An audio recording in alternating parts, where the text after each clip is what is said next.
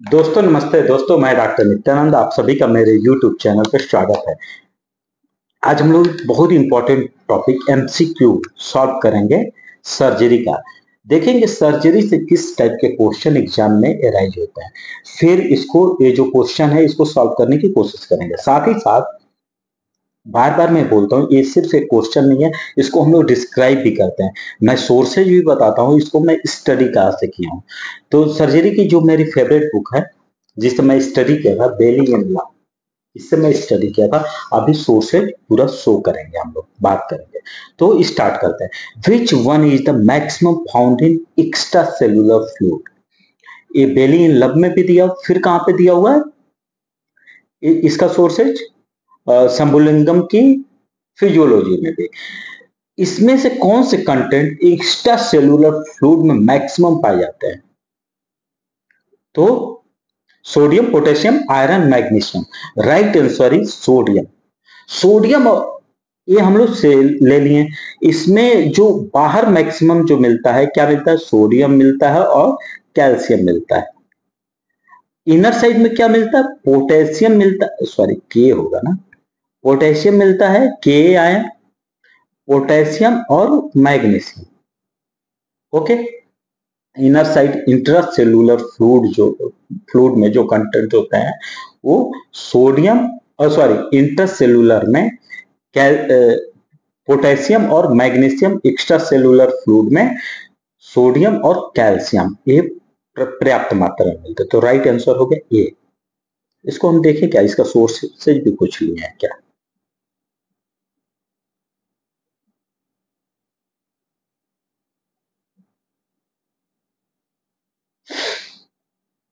नहीं, चलिए आगे बढ़ते हैं। The symptom found in हाइपोनाइट्रीमिया।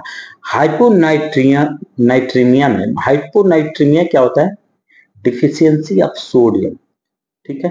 तो बॉडी में सोडियम कितना होना चाहिए? 135 टू 155। एक बार इसको आप लोग कंफर्म कर लें, ये नॉर्मली होता है। हाँ ठीक है। पोटेशियम कितना होता है? 3.5 से 5.5, 5.5। इसको एक बार आप लोग कंफर्म कर लें। ए हो गया पोटेशियम, ए हो गया सोडियम। थोड़ा सा डिफरेंट बुक में डिफरेंट हो सकता है। तो अब हम लोगों ने क्या देखा कि हाइपोनाइट्रीमिया के केस में क्या मिलता है, क्या नहीं मिलता है। The symptoms found in hyponatremia except. ये मैक्सिमम क्वेश्चन मैं खुद बनाया हूं बुक को पढ़ पढ़ के। तो देखते हैं। अब हम लोग देखेंगे सोडियम डिप्लीटेशन। इसको सोडियम डिप्लीटेशन जो होता है इसको हम लोग हाइपोनाइट्रीमिया भी बोलते हैं। हाइपोनाइट्रीमिया में क्या क्या होता है इसको एक बार हम लोग देख लेते हैं। क्लिनिकल फीचर क्या होता है? Eyes are shrunken and face down. Face क्या होता है? डाउन होता है। और आई क्या होता है? श्रंकेन होता है। फिर interior frontals are depress, tongue coated and dry, in advance case it blue colour. ठीक है। Skin dry and off and wrinkles. अब हम लोग यहाँ पे देखते हैं क्या क्या देखा। आई श्रंकेन मिलता है, टंग कोटेड ड्राई मिलता है, skin dry of and wrinkles भी मिलता है, स्लाइट पफिनेस ऑफ फेस। तो स्लाइट पफिनेस ऑफ फेस किस में मिलता है? हाइपरनाइट्रेमिया में। Hyper natraemia. ओके। तो राइट आंसर इज डी। ऐसे हम लोगों को, मैं स्टार्टिंग से शुरू किया हूं और कोशिश किया हूं बिल्कुल चैप्टर 1 से स्टार्ट किया और मैक्सिमम आगे बढ़ता गया हूं। एक एक चैप्टर को टच करने की कोशिश किया हूं। द लोकेलाइज थिकनेस और hardness parties of skin is known है। ये स्किन हो गया, इस पे थिक हो गया, मोटा हो गया, एंड हार्ड यदि कोई पार्ट हो गया तो उसको क्या बोलते हैं? Corn callosity what cellulitis. थोड़ा सा घुमा के क्वेश्चन पूछा गया। तो देखते हैं बेली एंड लव क्या बोलता है। कॉर्न क्या होता है? Horny indurated cuticles with hard centre caused by undue pressure chiefly affected toes and feet। इसमें क्या होता है? हॉर्नी। हॉर्नी इंड्यूरेशन होता है। सबसे इंपॉर्टेंट क्या होता है, कॉर्न में क्या होता है, हॉर्नी इंड्यूरेशन हो जाता है। वहीं पे हम लोग कैलोसिटी में देखते हैं, तो इसमें देखते हैं लोकलाइज थिकेंड और हार्डनेस पार्ट ऑफ स्किन। ये इसका डिफिनेशन हो गया कैलोसिटी का, लोकलाइज थिकनेस और हार्डनेस पार्ट ऑफ स्किन। वहीं पे कॉर्न में क्या बता रहा, horny induration of cuticles with hard central cause by undue pressure. ये किसके किसके कारण होता है, कॉर्न प्रेशर की वजह से होता है। ठीक है, आगे बढ़ते, इतना डिटेल्स में नहीं जाएंगे अदरवाइज टाइम टेकिंग है। वर्ड्स क्या होता है, ड्राई रफ एक्सक्रेंसेज ऑन स्किन। ठीक है, ये भी देख लिए। अब हम लोग देखते हैं क्या, मैंने कोशिश, सेलुलाइट सेल्स में इन्फ्लामेशन हो जाता है। तो राइट आंसर क्या हुआ, कैलोसिटी। यहां तक तो क्लियर हो गया बिल्कुल आसानी से। डेली प्रोडक्शन ऑफ सीएसएफ बहुत इंपॉर्टेंट है, इसको मैं अच्छे से डिस्क्राइब भी करूंगा।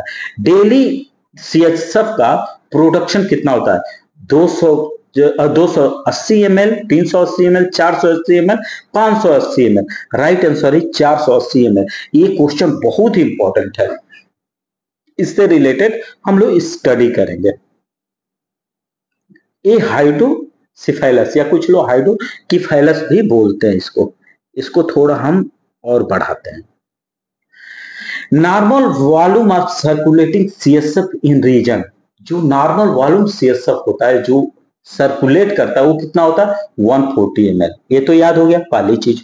दूसरी चीज क्या होता है, इसका काम क्या होता है, protects and support the brain and spinal cord. Spinal cord और ब्रेन को क्या करता है, प्रोटेक्ट करता है, सपोर्ट प्रोवाइड करता है।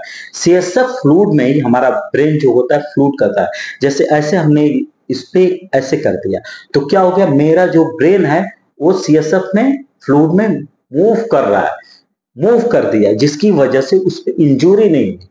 यहां तक तो क्लियर हो गया, आगे बढ़ते हैं। बिल्कुल आसान तरीके से सोच रहा हूं आप लोगों को एक्सप्लेन कर दो। The rate of production is between 2.2 to 0। The production of reproduction क्या बता रहा, प्रोडक्शन इसका कितना होता है per minute, 0.2 to 0.4 ml per minute. Means एक मिनट में 0.2 टू 0.4 ml पर मिनट इसका प्रोडक्शन होता है, और अप्रोक्सीमेटली 450 ml। यहां तक तो क्लियर हो गया। रीएब्जॉर्प्शन कहां होता है, ये सब आप लोग एक बार देख लेंगे, बहुत इंपॉर्टेंट है, इसको हम लोग छोड़ नहीं सकते। आगे बढ़ते हैं। True about angular stomatitis. Angular stomatitis क्या होता है, अच्छा इसके लिए एक बहुत इंपॉर्टेंट मेडिसिन है, बता भी देता हूं, कांडूरांगो। कांडूरांगो 30 एंगुलर स्टोमेटाइटिस की बहुत अच्छी मेडिसिन है। Crack at corner of mouth, इसको हम लोग कहा, मैंने इसको कांडूरांगो को आप लोग एलेंस की नोट में पर देख सकते हैं। हाँ कहीं पढ़ा था एलेंस या बोरिक ऐसे ही, बट बहुत स्पेसिफिक मेडिसिन है एंगुलर स्टोमेटाइटिस के। तो क्या true about angular stomatitis, crack at corner of mouth पहला। दूसरा, cause is due to leak of saliva at corner of mouth infected by streptococci. और यहाँ पे अगर थोड़ा घुमा के पूछना रहता तो ये जो इन्फेक्शन है उसको चेंज किया जा सकता था। तो right answer is all of above. ये क्लियर हो गया, देख भी लेते हैं इसको। एंगुलर स्टोमेटाइटिस या फिर एंगुलर किलोसिस भी इसे बोलते हैं, एंगुलर स्टोमेटाइटिस या फिर एंगुलर किलोसिस। तो इसका जो देखते हैं रीजन क्या होता है, there is moist infected and crossing crack in angle of mouth. Angle of mouth में क्रैक हो जाता है। The cause is leak of saliva at corner of mouth and moist skin become infected by candida and staphylococci. ठीक है, दो का infection होता है, एक तो कैंडिडा का और दूसरा स्टेफाइलोकोकाई का है। It may seen in children who सक अ फिंगर, जो चिल्ड्रन फिंगर सक करते हैं उनमें होने के चांसेस ज्यादा होते हैं। It call per length are in the middle age, in early age, ये सब ऐसे दिया हुआ है। ठीक है, इसको एक बार आप लोग देख सकते हैं। अब आगे बढ़ते हैं। मोस्ट कॉमन हिएटस हर्निया, सबसे कॉमन हिएटस हर्निया कौन सा है, sliding, paraoesophageal, mix, none of above. तो इसका राइट आंसर हुआ mix, sorry sliding, sliding, sliding कितना होता है? 85% होता है। ओसोफेजियल कितना होता है? ये 5% होता है, पैरा ओसोफेजियल। और मिक्स कितना होता है? बचा कितना? 10%। 10% मिक्स होता है। इसका भी हम लोग सोर्सेज देखेंगे। ये बेली एंड लव बुक का ही है, हिएटस सर्निया। हिएटस सर्निया टाइप 3 टाइप्स के, पहला स्लाइडिंग, दूसरा पैरा ओसोफेजियल और रोलिंग। इसको पैरा ओसोफेजियल को ओसोफेजियल या रोलिंग भी बोलते हैं। तीसरा हो गया मिक्स। स्लाइडिंग कितना परसेंट होता है? 85%। पैरा ओसोफेजियल कितना होता है? 5%। मिक्स कितना होता है? 10%। ठीक है, आगे बढ़ते हैं। Cock peculiar tumour is, cock peculiar tumour क्या होता है? Papilloma, infected sebaceous cyst, cylindroma, squamous cell carcinoma. Right answer is infected sebaceous cyst. इसको भी देखेंगे। हाँ, अब हम लोग देखते हैं इन्फेक्शन। ये होता क्या है? अभी हमने बोला इन्फेक्टेड सीबेसियस सिस्ट। तो an infected cyst may discharge its content.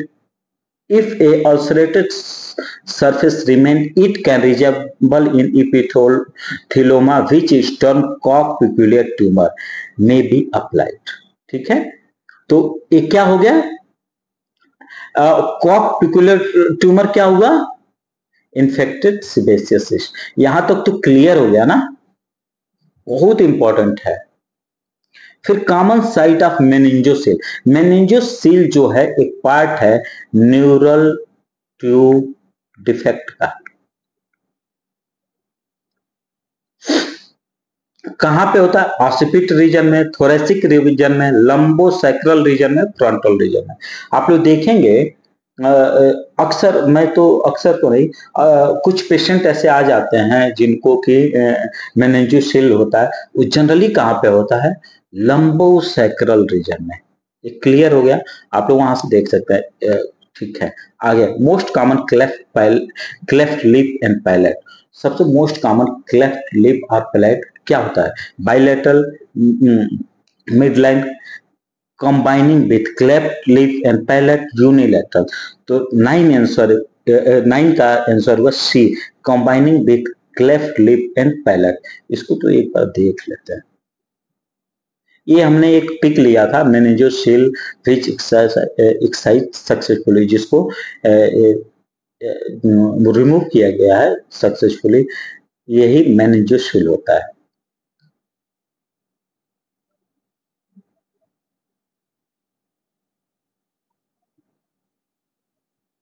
हाँ, अब हम लोग देखेंगे, ये मैंने लिखा भी था इंपॉर्टेंट स्टडी का time, incidence of cleft lip and cleft palate. Cleft lip alone कितना होता है? 20%। क्लेफ्ट पैलेट एलोन कितना होता है? 25%। Cleft lip cleft palate combine कितना होता है? 50%। अकेले 50% मोर कॉमन होता है। ठीक है, cleft lip and cleft palette combine. Mandible commonly fracture है। फेस की सबसे लंबी लॉन्गेस्ट बोन कौन सी होती है? मैंडिबल होती है। तो कॉमनली कहां से फ्रैक्चर होती है? Neck of condyle, through the angle, through the condyle fossa eight middle. अब इसको थोड़ा समझना। फ्रंटल साइड तो बहुत ही हार्ड है, मिडिल साइड भी बहुत ही हार्ड है। तो टूटने के चांसेस इसको कहां से है? जो इसका नेक पार्ट है वहां से टूटने के चांसेस ज्यादा है। ये समझा जा सकता है। अब इसको हम लोग देखते हैं थोड़ा सा, मिडिल पार्ट को थोड़ा। ये जो इसका पार्ट है नेक, पहला जो पार्ट है ये नेक, नेक ऑफ कंडाइल। ये जो पार्ट है ये through the angle of ascending ramus. Second part है। थर्ड पार्ट कहां से टूटता है? Anterior of mental foramen through the canine fossa. एक क्वेश्चन और, second part of mandible which is common in which part second, इसमें से दूसरे नंबर मैंडिबल में टूटने वाला दूसरा पार्ट कौन सा है, इंपॉर्टेंट दूसरा पार्ट कौन सा है? तो दूसरा पार्ट है, यदि पूछ लिया तो हम लोग लिखेंगे through the angle of ascending landmark. तो ये बहुत ही आसान है, थोड़ा सा इसको हम लोग आसानी से स्टडी कर सकते हैं। Commonest site of carcinoma of tongue, tongue का कार्सिनोमा का कॉमनेस्ट साइट क्या होता है? फ्राउसियो इन लिंगुअल, सॉरी, हाँ, fauciolingual, posterior third, dorsum, lateral margin. तो राइट आंसर क्या हुआ इसका? Dorsum region. इसको हम लोग थोड़ा देख लेते हैं। कार्सिनोमा ऑफ टंग, कार्सिन, अच्छा, बिलियन लव में एक चीज दिया हुआ है कि इसको अच्छे से डिस्क्राइब किया हुआ है। मैं मणिपाल भी खरीदा था बाद में, जब मुझे ये बुक जो थी मणिपाल की, मैं बाद में इसको खरीद कर मांगा था। आप लोग स्टडी मणिपाल से भी कर सकते थे और बेलिंग एंड लब से भी, बट अभी को क्या करना, रिवीजन ज्यादा इंपॉर्टेंट है। तो सबसे कॉमन इसमें सबसे मोर कॉमन क्या पार्ट है? सॉरी, डॉर्सम गलत बता दिया। सो लैटरल मार्जिन याद भी आ रहा था, फिर भी गलती कर दिए, sorry sorry sorry. Lateral margin ये मुझे याद था। टंग के जो लेटरल साइड होता है, जैसे टंग हो गया, इसके लेटरल साइड कार्सिनोमा होने के चांसेस ज्यादा होते हैं। बहुत ही मुझे याद था, बट डॉर्सम गलती से बोल दिया। What is ranula? रेनुला का इसी टंग के जस्ट नीचे अंडर अंदर टंग एक्सिस्टनुमा स्ट्रक्चर डेवलप कर जाता है, जिसको हम रेनुला बोलते हैं। तो ये होता क्या? What is ranula? Extravasation cyst of sublingual gland, extravasation cyst of submandibular gland। तो राइट आंसर होगा extravasation cyst of sublingual gland। ये सबलिंगुअल ग्लैंड का ही एक सिस्ट होता है। Parotid duct is known as, इस पे पूरा मैं फिजियोलॉजी जब स्टडी करा रहा था तो इस पे डिटेल्स वीडियो बनाया हूं, उसको वहां से भी आप लोग चाहे तो देख सकते हैं। Parotid duct is known as क्या है? Wharton duct, Stensen duct, duct of Santorini, duct of Wirsung. तो राइट आंसर होगा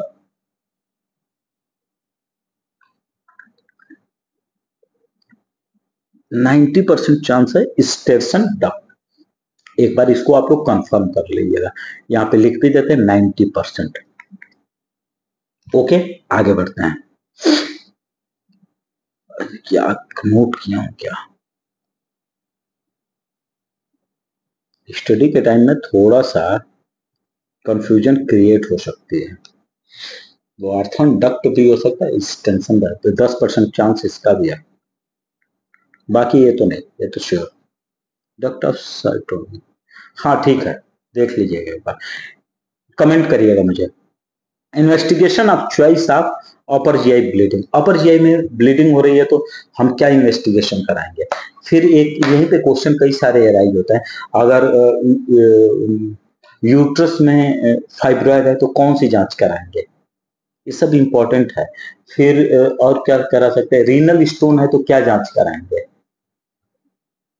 एक्सरे दे सकता है, इसमें आंसर ऑप्शन में दे सकता है, एक्सरे दे सकता है। फिर क्या दे सकता है? एक्सरे हो गया, फिर बेरियम मिल हो गया, फिर दे सकता है सीटी स्कैन दे सकता है, फिर दे सकता है प्लेन एक्सरे एब्डोमेन। इस तरह से क्वेश्चन यूएसजी दे सकता है, ठीक है। जैसे रीनल स्टोन पूछ दिया, best choice of investigation for renal stone, A दे दिया, इसको आप लोग को बताना है। यूएसजी दे दिया, दूसरा दे दिया बेरियम मिल, तीसरा दे दिया प्लेन एक्सरे, चौथा दे दिया सीटी स्कैन। राइट आंसर आप लोग, ये आप लोगों का होमवर्क है, आप लोग बताएंगे इसका right answer. Investigation of choice in upper GI bleeding, upper GI से ब्लीडिंग हो रही है तो क्या हम टेस्ट करवाएंगे? USG, X-ray, endoscopy. तो राइट आंसर हुआ, बहुत ही कॉमन क्वेश्चन है, एंडोस्कोपी। मैक्सिमम जो अपर जीआई से रिलेटेड क्वेश्चन यदि एराइज होता है कि अपर जीआई में हम क्या टेस्ट करवाते हैं, तो एंडोस्कोपी, ठीक है। मोस्ट कॉमन टाइप ऑफ गाल स्टोन, अच्छा, गाल स्टोन। एक चीज और है कि यदि सस्पेक्ट हुआ कि हमें वो है प्रोस्टेट प्रोस्टेट कार्सिनोमा है, तो कौन सी जांच कराएंगे? पीएस से।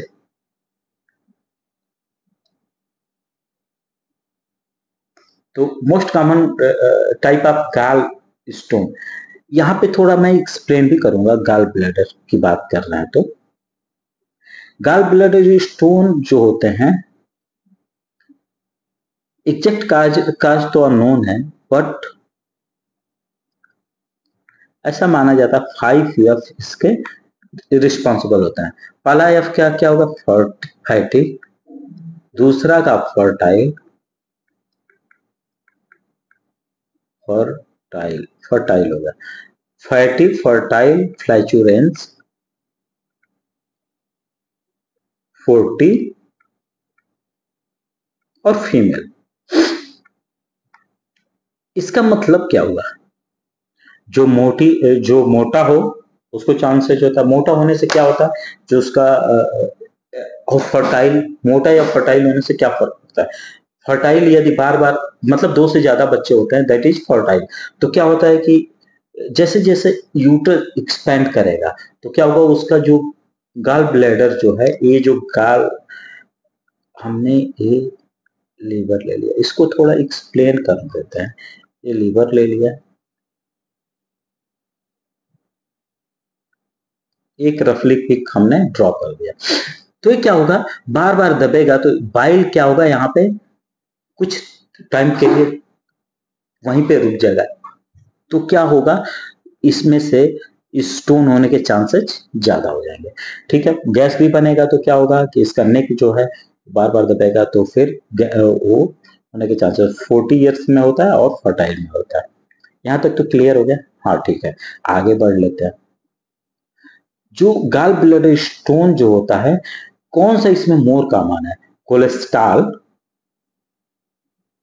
पिगमेंट स्टोन, गैस इन गाल गाल स्टोन, मिक्स स्टोन। तो राइट आंसर हुआ मिक्स स्टोन। मिक्स स्टोन जो होता है मोर कॉमन होता है other than cholesterol stone, pigment stone या फिर गैस इन गाल ब्लैडर। इसको हमने क्या कहां से स्टडी किया था, उसको भी हम लोग देखते हैं। गाल स्टोन को हम लोग क्या बोलते हैं? कोलीलिथियसिस। और गाल ब्लैडर में स्वेलिंग को क्या बोलते हैं? कोलिसिस्टाइटिस। बहुत ही आसान चीज है, इसको इतना मैं बता रहा हूँ, ये आप मैक्सिमम लोगों को पता है।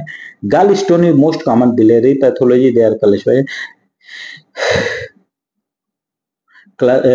Chemical composition, cholesterol stone, mix stone और पिगमेंट स्टोन।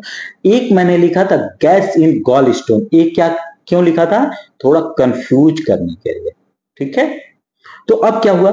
कोलेस्ट्रॉल स्टोन कितना होता है? 6% होता है। फिर यहीं पे जब हम देखते हैं, यहीं पे तो मिक्स स्टोन 90% मिक्स स्टोन होता है। फिर उसके बाद क्या होता है? Cholesterol is major component, cholesterol major pigment stone are more common in, they are faced pigment stone in more common in far east. ये सब कोई ज्यादा हम लोग के लिए इंपॉर्टेंट नहीं है।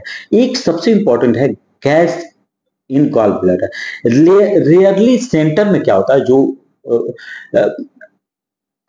स्टोन होता है उसके सेंटर में क्या होता है कि रेडियोल्यूसेंट गैसेज होती हैं in the trident of bordiate feature, and they give rise to characteristic dark shape and radiograph.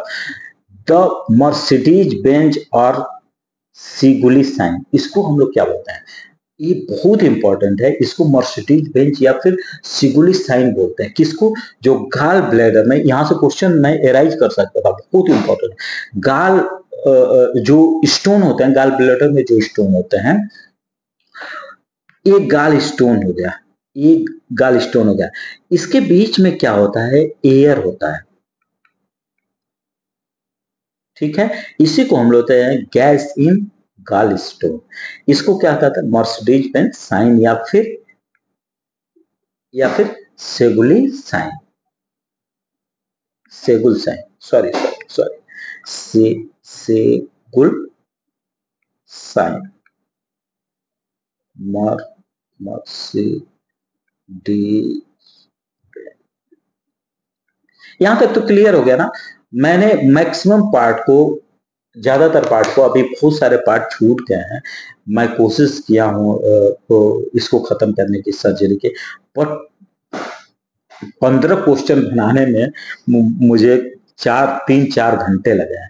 बहुत ही इसके लिए हार्ड मेहनत करना पड़ रहा है। तो कम से कम लाइक तो कर दीजिए। बाकी यदि चैनल पसंद आए तो लाइक करिए, सब्सक्राइब करिए, दोस्तों में शेयर करिए। Thank you.